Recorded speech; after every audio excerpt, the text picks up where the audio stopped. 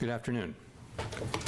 My colleagues and I remain squarely focused on achieving our dual mandate goals of maximum employment and stable prices for the benefit of the American people. Our economy has made considerable progress toward both goals over the past 2 years. The labor market has come into better balance, and the unemployment rate remains low. Inflation has eased substantially from a peak of 7% to 2.5%. We are strongly committed to returning inflation to our 2% goal in support of a strong economy that benefits everyone. Today, the FOMC decided to leave our policy interest rate unchanged and to continue to reduce our securities holdings. We are maintaining our restrictive stance of monetary policy in order to keep demand in line with supply and reduce inflationary pressures. We are attentive to risks on both sides of our dual mandate, and I will have more to say about monetary policy after briefly reviewing economic developments. Recent indicators suggest that economic activity has continued to expand at a solid pace. GDP growth moderated to 2.1% in the first half of the year, down from 3.1% last year. Private domestic final purchases, or PDFP, which excludes inventory investment, government spending, and net exports, and usually sends a clearer signal of underlying demand, grew at a 2.6% pace over that same period, the first half. Growth of consumer spending has slowed from last year's robust pace, but remains solid. Investment in equipment and intangibles has picked up from its anemic pace last year. In the housing sector, investment stalled in the second quarter after a strong rise in the first. Improving supply conditions have supported resilient demand and the strong performance of the U.S. economy over the past year. In the labor market, supply and demand conditions have come into better balance. Payroll job gains averaged 177,000 jobs per month in the second quarter, a solid pace, but below that seen in the first quarter. The unemployment rate has moved up, but remains low at 4.1%. Strong job creation over the past couple of years has been accompanied by an increase in the supply of workers, reflecting increases in participation among individuals aged 25 to 54 years and a strong pace of immigration. Nominal wage growth has eased over the past year, and the jobs to workers gap has narrowed. Overall, a broad set of indicators suggest that conditions in the labor market have returned to about where they stood on the eve of the pandemic, strong but not overheated. Inflation has eased notably over the past 2 years, but remains somewhat above our longer-run goal of 2%. Total PCE prices rose 2.5% over the 12 months ending in June. Excluding the volatile food and energy categories, core PCE prices rose 2.6%. Longer-term inflation expectations appear to remain well anchored, as reflected in a broad range of surveys of households and businesses and forecasters, as well as measures from financial markets. My colleagues and I are acutely aware that high inflation imposes significant hardship as it erodes purchasing power, especially for those least able to meet the higher costs of essentials like food, housing, and transportation. Our monetary policy actions are guided by our dual mandate to promote maximum employment and stable prices for the American people. In support of these goals, the committee decided at today's meeting to maintain the target range for the federal funds rate at 5.25% to 5.5%, and to continue reducing our securities holdings. As the labor market has cooled and inflation has declined, the risks to achieving our employment and inflation goals continue to move into better balance. Indeed, we're attentive to the risks to both sides of our dual mandate. We have stated that we do not expect it will be appropriate to reduce the target range for the federal funds rate until we have gained greater confidence that inflation is moving sustainably toward 2%. The second quarter's inflation readings have added to our confidence, and more good data would further strengthen that confidence.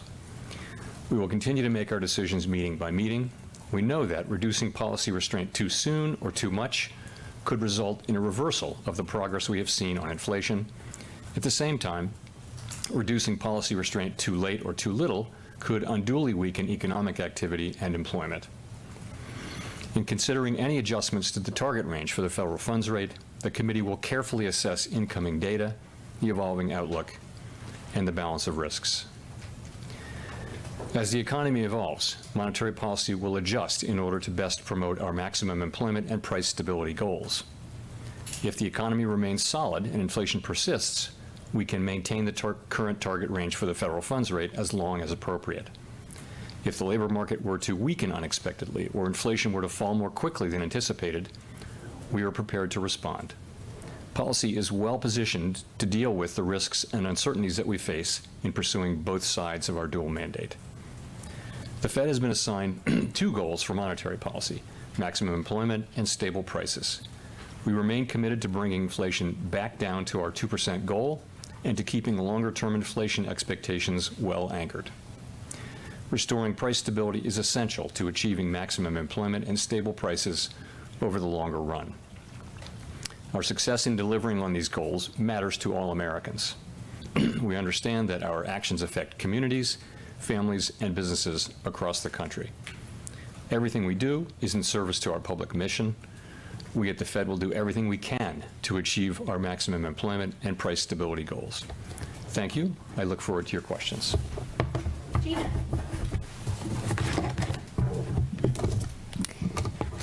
Gina Smilik from the New York Times. Thanks for taking our questions. Markets pretty much entirely expect a rate cut in September at this stage. I wonder if you think that's a reasonable expectation, and if so, why not just make the move today? Thank you. So on September, let me say this. We have made no decisions about future meetings, and that includes the September meeting. The broad sense of the committee is that the economy is moving closer to the point at which it will be appropriate to reduce our policy rate. In that, we will be data dependent, but not data point dependent. So it will not be a question of responding specifically to one or two data releases.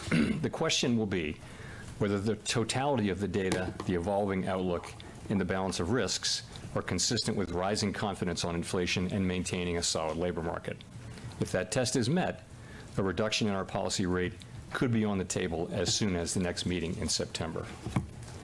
So you asked why not today, and I would just say, again, that the broad sense of the committee is that we're getting closer to the point at which it will be appropriate to reduce our policy rate, but that we're not quite at that point yet. Howard.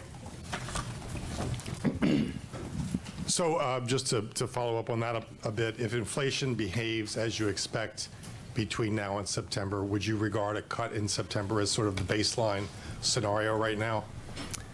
So I guess I would think about it this way. I'll give an example of cases in which it would be appropriate to cut and maybe that it wouldn't be appropriate to cut. So if we were to see, for example, inflation moving down quickly or more or less in line with expectations, growth remains, let's say, reasonably strong, and the labor market remains, consistent with its current condition, then I would think that a rate cut could be on the table at the September meeting.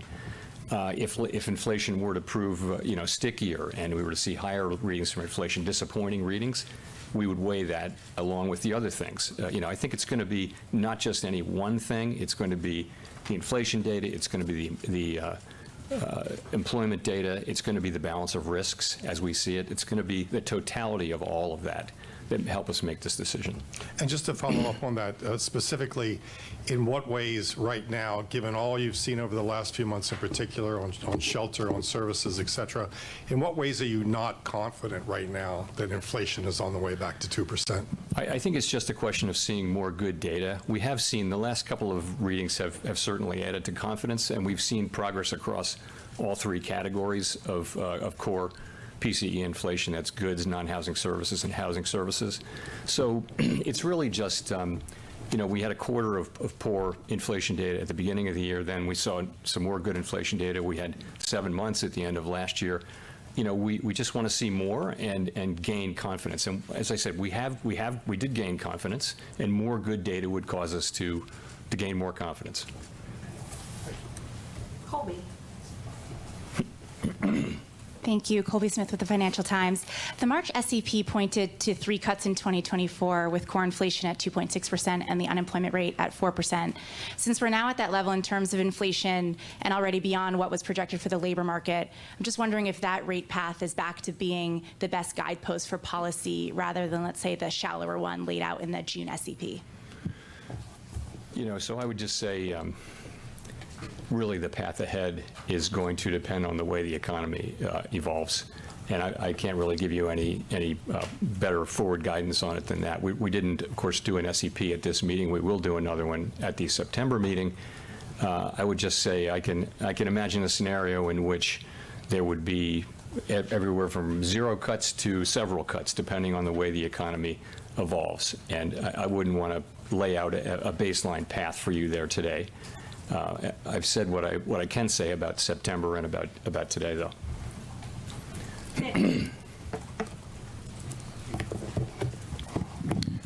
Nick Timmeros of the Wall Street Journal. Chair Powell, you've said before that you wouldn't wait until inflation got to 2% to cut rates because of how inflation has lagged. Does that apply for the labor market, too? If the labor market is back in equilibrium, why is restrictive policy and potentially very restrictive policy, given the high real funds rate, warranted right now? So this is the very reason that we're thinking about that we've said in our statement that we're going back to looking at both mandates and that we think the risks are coming back into balance. We think what the data broadly show in the labor market is an ongoing gradual normalization of labor market conditions, and that's what we want to see. We've seen that over a period of a couple of years, and a move really from overheated conditions to more normal conditions. We are watching the labor market conditions quite closely, and that's what we're seeing. If we start to see something that looks to be more than that, then we're well positioned to respond. That's part of what we're thinking. And when you talk about seeing something that's more than whatever softness or slowdown you expect, in the past, you've said that stronger growth wouldn't override better news on inflation. I wonder how that cuts the other way. If you're seeing more softness in the labor market than what you would expect, does that change the calculus on what you're looking for out of the inflation numbers to recalibrate policy? So we have growth isn't one of our 3. We have 2 mandates, as you know. The labor market, maximum employment is one, and stable prices is another. So we weigh those 2 things equally under the law. When we were far away from our inflation mandate, we had to focus on that. Now we're back to a closer to even focus. So we'll be looking at labor market conditions and asking whether we're getting what we're seeing. And as I said, we're prepared to respond if we see it that it's not what we wanted to see, which was a gradual normalization of conditions. If we see more than that, and it wouldn't be any one statistic, although of course the unemployment rate is generally thought to be a good single statistic, but we'd be looking at wages, we'd be looking at participation, we'd be looking at all the things, surveys, quits, hires, all of those things to determine the overall status of the labor market. But we're looking at it now. I would say, again, I think you're back to conditions that are close to 2019 conditions, and that was not an inflationary economy. Broadly similar labor markets then. I think core inflation was actually running below 2%. So I don't now think of the labor market in its current state as a likely source of significant inflationary pressures. So I would not like to see material further cooling in the labor market, and that's part of what's behind our thinking. The other part, of course, is that we have made real progress on inflation, and we've got growing confidence there that we are not quite there yet, but we're getting more confident that we're on a sustainable path down to 2%. So those 2 things are working together, and we're factoring those both into our policy. Chris. Chris Rugaber at Associated Press. You mentioned not wanting to see any further cooling in the job market. Why not, or would you consider preemptive cuts to prevent if you saw risks of an unexpected cooling? Is that something you would cut ahead of time for? So I wouldn't say I wouldn't want to see any other cooling. It would be more of a material difference. If we'd be looking at this and if we see something that looks like a more significant downturn, that would be something that we would have the intention of responding to. So in terms of, I don't think of it that way. I think of it as, we're actually in a good place here. We're balancing these two risks of, go too soon and you undermine progress on inflation, wait too long or don't go fast enough, and you put at risk the recovery. And so we have to balance those two things. That's the nature of having two mandates. And I think this is how we balance them. It's a rough balance, but it does feel like that. Again, the labor market feels like it's in a place where it's just a process of ongoing normalization. 4.1% unemployment is still historically low, and we'll just have to see what the data show us. And just to follow quickly, wanted to see what you thought of the recent JOLTS report, which did show gross hiring has come down even below 2019 levels. Layoffs remain low. So it painted a picture of a very static labor market. Is that sustainable in your view, or something that is worrying? Thank you. So I think all of the data points continue to point to kind of the direction we would want to see. So that was taken as there was a decline in job openings. That was good. Today's ECI reading was a little softer than expected. So that's a good reading. It shows that wage increases are still at a strong level, but that level continues to come down to more sustainable levels over time. That's exactly the pattern that we want to be seeing. So I think the data we've been seeing in the labor market are broadly consistent with that normalization process. Again, we're closely monitoring to see whether it starts to show signs that it's more than that. Steve. Steve Leisman, CNBC. Mr. Chairman, back in March, you talked about cutting rates as a process, and in June, you talked about the idea that, well, one rate cut wouldn't do anything. So I wonder if you can sort of follow up on Colby's question. Talk about, are you weighing the economy right now in terms of its ability to withstand multiple rate cuts? Talk us through the process that you're thinking, or is it just one rate cut? Or are you in the process now of thinking that rates need to be normalized here? Thank you. Yeah, I can't really say that, honestly. We've seen, significant movement in the labor market, and, we're very mindful of this question of is it just normalization or is it more? We think it's just more normalization, but we want to be in a position to support the labor market. At the same time, we're seeing progress on inflation. So, we actually got to this, we raised rates a year ago at the July meeting, and if you look at the situation in the economy a year ago, inflation was over 4%. It was a completely different economy. Now we've made a lot of progress, and the labor market, as I think, unemployment was in the threes, mid threes.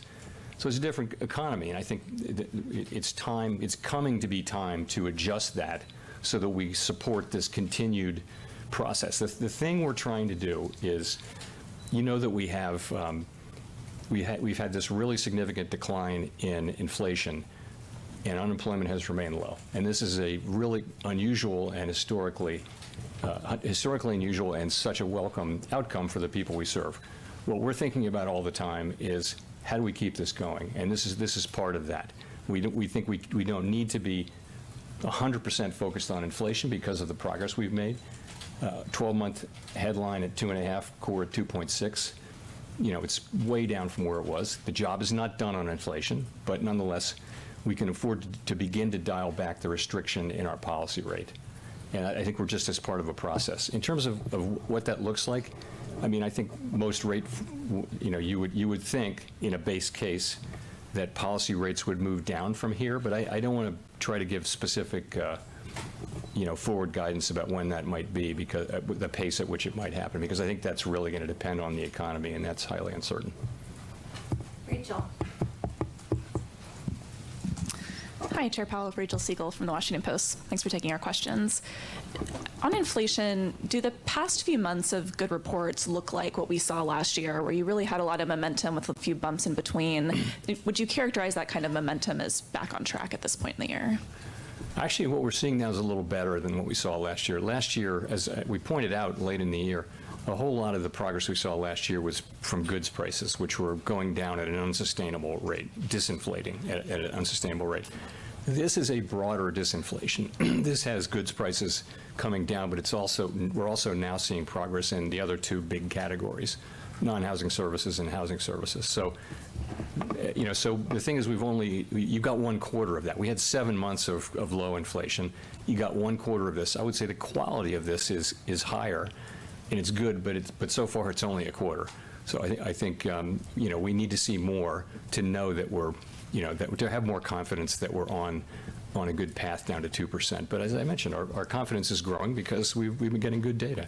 And things like the ECI report, and frankly, the softening in the labor market conditions, give you more confidence that the economy's not overheating. It doesn't look like an overheating economy. And it looks like an economy that's normalizing. Okay. And if we were to think about the first couple of months of the year, is there any sense now that they were these blips that could have actually allowed for earlier rate cuts, as were some of the projections going into 2024? So the thing about, if what it is seasonality, and it could just be, it's very, very hard to do appropriate seasonal adjustments. If that's what it is, then that actually implies that other months we're reporting too low inflation. If you smooth it out, it's a zero-sum game. And that's why we look at 12 months. We look at 12 months because that takes all that out, all those effects out. 12-month now is 2.5% headline, 2.6% core. This is so much better than where we were even a year ago. It's a lot better. Now, the job is not done. I want to stress that, and we're committed to getting inflation sustainably under 2%, but we need to take note of that progress, and we need to weigh the risks to the labor market and the risks to our inflation target now more equally than we did a year ago. Michael McKee.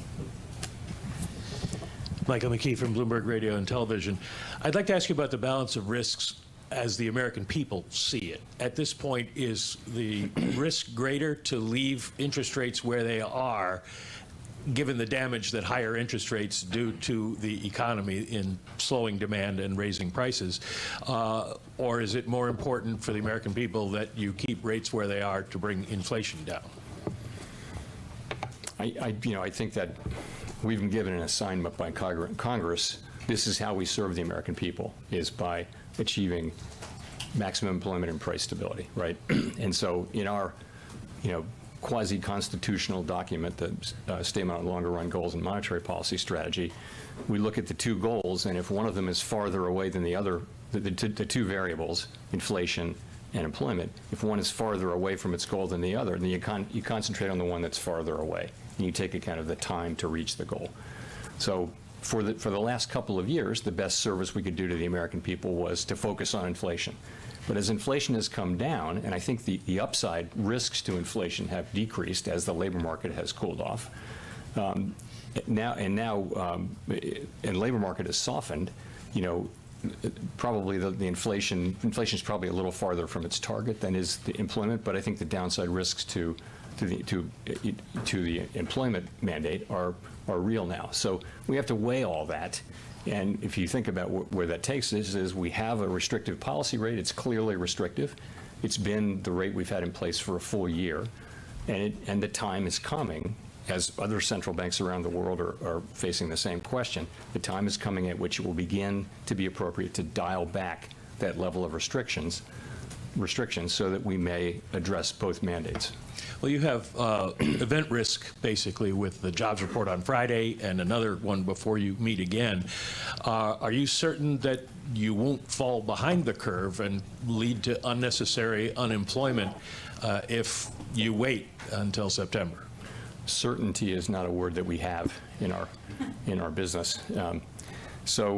We get a lot of data between now and September, and it isn't going to be one data read or even two. It's going to be the totality of the data, all of the data, and not just it, and then how is that affecting the outlook and how is it affecting the balance of risks? That's going to be the assessment that we do. Of course, we'll all look carefully at the employment report, but so much other data coming in and so much happening between now and the September meeting, and we'll make a judgment. Edward. Thank you, Mr. Chairman. Edward Lawrence, Fox Business. I do want to dig deeper on what Michael and what Nick were asking. There's a shift in the statement to balance between the focus between inflation and jobs. Looking at the job sides, we've seen wage data show sort of an abrupt slowing. We're hearing on earnings calls from companies like Intel abrupt layoffs. In the jobs report from the BLS, government jobs has been a leading creator. Could the government jobs as a sector hiring mask underlying weakness in the jobs report? Well, we'll look at everything. We've seen some tendency to have a narrowing base of job creation in some months going back, but then we've had some months where job creation was broader, and also the headline number of jobs has come down. So but you look at the whole thing, and I think you do look at private demand extra carefully. To your point about government. So we'll just be looking at all those things. So as a follow then, so could the Fed then be behind the curve? Because you said some of the reports, last meeting, you said the reports could be noisy or overstated. Was there a discussion of what kind of discussion was there for a cut today? And could the Fed be behind the curve? Yeah, so look, the objective is to balance the two risks, right? It's the risk of going too soon and the risk of going too late. We've been, we had 7 months of good inflation data at the end of last year. We said we wanted to see more. We pointed out that too much of this was coming from goods, and sure enough, the first quarter wasn't great inflation data. Now we've got a quarter that is good, and we're balancing the risk of going too soon against the risk of going too late. That's what we're doing. There's no guarantee in this. It's a very difficult judgment call, but this is how we're making it. But in terms of today, your question about today, we did have we had a nice conversation about this issue today. The overall sense of the committee, as I mentioned, is that we're getting closer to the point at which it'll be appropriate to begin to dial back restriction, but we're not quite at that point yet. We want to see more good data. The decision was unanimous. All 19 participants supported it. But there was a real discussion back and forth of what the case would be for moving at this meeting. A strong majority supported not moving at this meeting. That was the strong sense of the committee. But it's a conversation that we had today, certainly. Courtney. Courtney Brown from Axios. Thank you for taking our questions. When the Fed was raising rates, there was a lot of conversation about long and variable lags. I wonder if that applies on the way down too. How are you and the committee thinking about that? Yes, it does. And I think the lags have kind of showed up here in the last 6 months, by the way. You really do now see the restriction, whereas, even a few months ago, people were questioning how restrictive policy was. Look at the labor market now. You can see, and look at rate-sensitive, interest-sensitive spending. You really do see now that policy is restrictive. I wouldn't say it's extremely restrictive, but it's certainly effectively restrictive. Yes, the lag should be on the way down. It should take some time to get into the full economy, affect financial conditions, and that affects economic activity, hiring, and that kind of thing, and ultimately inflation. It's not instantaneous, although it's faster than it used to be because markets move now in anticipation of our moves. So are you worried then that if monetary policy acts with long and variable lags, even when you're lowering interest rates, it might be too late for the Fed to help stave off any kind of slowdown in the labor market or broader economy? Yeah, we have to worry about that. Just to make it clear, it's a very difficult, challenging judgment, and we don't want to go too soon. We don't want to go too late. But this is how we've made that judgment. I feel good about where we are. We're certainly very well positioned to respond to weakness with the policy rate at 5.3%. We certainly have a lot of room to respond if we were to see weakness. That's not what we're seeing, though. What we're seeing, look at the first half growth numbers. Look at PDFP at 2.6% for the first half. It's not signaling a weak economy. It's also not signaling an overheating economy. Labor market, admittedly, the unemployment rate has moved up 0.7, and we're seeing a normalization there. But wage increases are still at a high level. Unemployment is still at a low level. Layoffs are very low. Initial claims have moved up, but they're pretty stable, and they're historically not high at all. So the total scope of the data suggests a normalizing labor market. And again, we are carefully watching to see that continues to be the case. Victoria. Hi, Victoria Guido with Politico. On the labor market, I was wondering, how worried are you all about unemployment rising to the point where it triggers the SOM rule? And would that potentially affect how quickly you cut rates?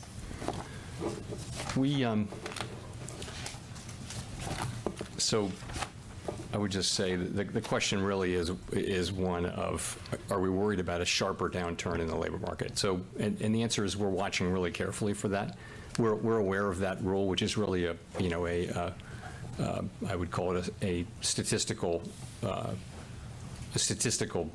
thing that has happened through history. A statistical regularity is what I'd call it. It's not like an economic rule where it's telling you something must happen. So again, what do we see? What are our eyes telling us? We look at all the things we're seeing, and what it looks like is a normalizing labor market. Again, job creation at a pretty decent level, wages moving up at a strong level, but coming down gradually. Job vacancies have come down, but they're still high by historical standards. So again, I've been through some of the data already, but what we think we're seeing is a normalizing labor market. And we're watching carefully to see if it turns out to be more, if it starts to show signs that it's more than that, then we're well positioned to respond. Is there reason to think that the labor market might behave differently this time than it has historically? I think, you know, history doesn't repeat itself. It rhymes. I think that statement is very true about the economy. You never assume it's going to be just the same. An example would be, is there a trend increase in the level of vacancies? There are many, many examples, so it's never exactly the same. Also, let's remember that this pandemic era has been one in which so many, you know, apparent rules have been flouted, like the inverted yield curve, for starters. So many pieces of received wisdom just haven't worked, and it's because the situation really is unusual or unique in that so much of this inflation came from the shutdown in the economy and the resulting supply problems in the face of, admittedly, very strong demand. So the whole situation is not the same as many of the other prior inflation or downturns that we've seen, or business cycles that we've seen. So we're having to learn, you know, we're having to, you know, to be very careful about the judgments that we make, I would say. So we don't assume that these regularities will just repeat themselves automatically.